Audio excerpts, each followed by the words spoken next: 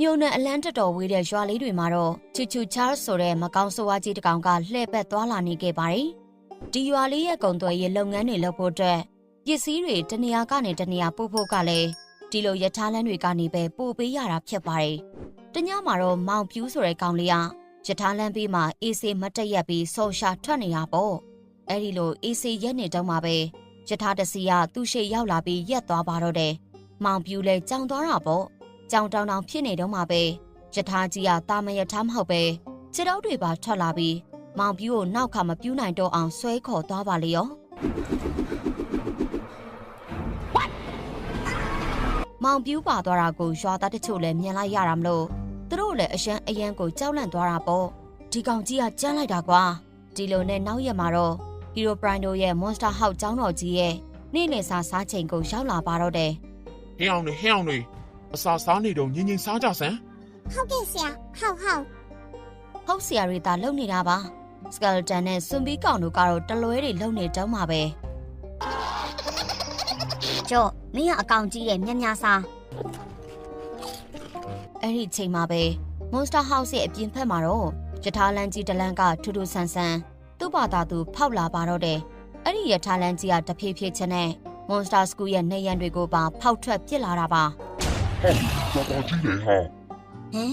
ငါတို့ကျောင်းကရထားလမ်းအောင်ရှိလာပြီပဲနောက်ဆိုငါတို့ကျောင်းကိုလာရင်လမ်းလျှောက်စရာမလိုတော့ဘူးရထားတက်စီးပြီးလာရုံပဲကွာဘလောက်မိုက်လဲတိတ်မကြလိုက်ပါဘူးဘဲကမှမသိတဲ့ရထားကြီးလဲကျောင်းထဲကိုရောက်လာပါလေရောအဲ့ဒီရထားကြီးကအရှိမလူစီးဖို့နေရာတွေပါတွေလှုပ်ပေးလိုက်တဲ့အခါမှာတော့ Monster School ထဲကကောင်းတဲ့အကောင်လုံးတက်စီးဖို့လှုပ်ကြပါလေရောဘူးမသိပါမသိအကုန်တက်စီးကြတာပါဆရာကြီးဟီရိုပရိုင်းအောင်ပါလိုက်ပါသေးတယ်ကျော်ဆရာကြီးကွာငါတို့တွေစာချက်ရတာပင်မနေလို့ဒီရထားကြီးကလာခေါ်တာပဲဖြစ်ရမယ်ဟုတ်တယ်ငါစီစဉ်လိုက်တာကွာ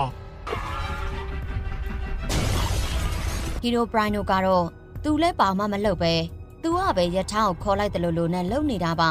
ရထားကြီးကတော့ဖြည်းဖြည်းချင်းဆိုသလိုအရှိန်ကိုအသက်ကောင်းနဲ့တင်ပြီးမောင်းပါလေရော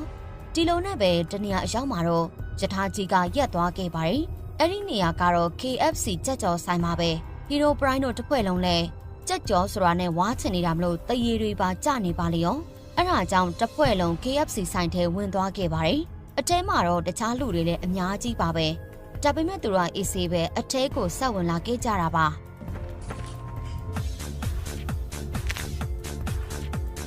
ဟုတ်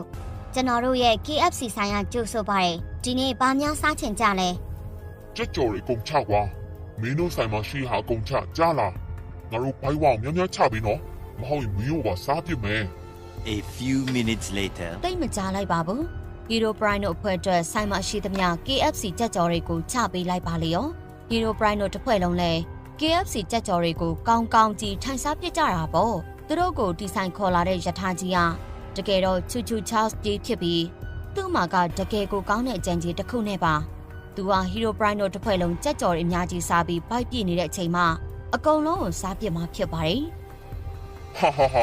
မင်းတို့ကောင်းနေဝအောင်စားထားကွာပြီးငါအလှဲ့ပဲဒီလိုနဲ့ချိန်တွေကုန်သွားပြီးညဖက်ကိုပါရောက်လာပါတော့တယ်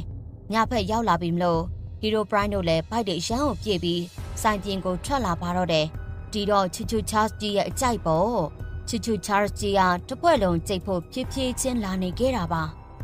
ဘလို့လဲစားလို့မကောင်းရလားကွာအခုတော့ငါစားဖို့လက်ရောက်ပြီကွာနေအောင်ငါတို့မစားခင်အရင်ဆုံးမင်းတောင်ရှင်းလိုက်အောင်ဟီရိုပရိုင်းတို့စားထားတဲ့ KFC ကြက်ကြော်ဖိုးကဒေါ်လာ10 သန်းဖိုးတောင်ကျသွားတာပါဟင်းအောင်လေးဒါမင်းတို့စားတာလေကွာမင်းတို့ပါတာမင်းတို့ရှင်းချူချူချားပြောတာစကားတော့မဆုံးသေးပါဘူးဟီရိုပရိုင်းတို့တစ်ဖွဲ့လုံးဘိုက်အပြည့်လွန်ပြီးအိပ်ပျော်ကုန်ပါပြီချူချူချားလည်းပိုကြိုက်သွားတာပေါ့အိတ်တဲ့ကောင်တွေကထွက်မပြေးနိုင်တာမလို့အေးစီစားလို့ရပြီဆိုပြီးဟာငါရဲ့ဒီနေ့ညစာတော့ရှယ်ပဲကွာဒီကောင်တွေရဲ့အသားဘလောက်တောင်အရတောင်ရှိလိုက်မလဲချူချူချားကြီးစားဖို့လုံနေတော့မှပဲတယောက်ကတနက်နဲ့သူ့ရှေ့ကိုပြစ်တာမြင်လိုက်ရပါတော့တယ်ကြောင်တောင်နဲ့လုံနေနဲ့ဒီကောင်တွေပြောတယ်သူတို့စားတာအကုန်လုံးမင်းရှင်းပေးမှာတဲ့ဟုတ်တယ်မလားရှင်းမရှင်းမင်းကိုတတ်ပြစ်မှာနော်မလုပ်ပါနဲ့ဗျာကျွန်တော်မှပတ်စံမပါဘူးဗျာအဲ့ဒီလိုနဲ့ညကနေမနက်ကိုရောက်လာခဲ့ပြီမယ်ဟ ဟီရိုပရိုင်းတို့ကတော့စွတ်တွေစားထားတာမလို့အခုချိန်နေမနှိုးကြသေးပါဘူးဒါပေမဲ့ KFC ဆိုင်ရဲ့မိဖို့ကြောင့်ထဲမှာတော့ချီချူချာကြီးတယောက်ပကံတွေစေးနေရပါတော့တယ်ကဲမှတ်ကြရောချီချူချာကြီးရေ